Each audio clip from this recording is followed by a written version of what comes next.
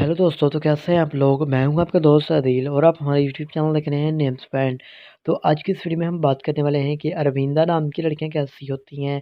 तो यार please video को फुल देखिएगा। इस वीडियो को में हम आपको बताने वाले हैं कि इस नाम का अर्थ और इस नाम की राशि कौन सी होती है और इस नाम की लड़कियों का बेहतरीन वक्त और बेहतरीन दिन कौन सा माना जाता है।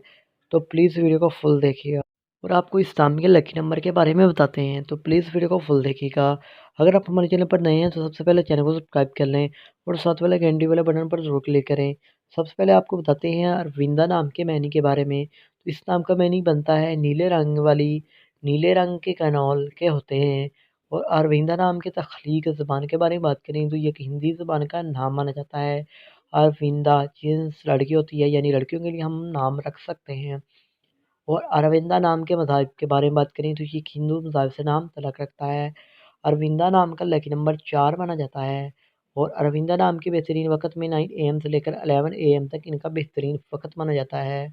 और अरविंदा नाम के मौफी दिन में जुम्मा और सोमवार भी शामिल होता है।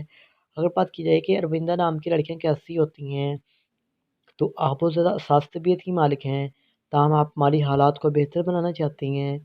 अरविंदा नाम के हाकिम सारे में ज़हीरा भी शामिल होता है। अगर बात की जाए कि अरविंदा नाम की मुफ़ीदातें कौन-सी होती हैं, तो उसमें चाँदी भी शामिल होता है।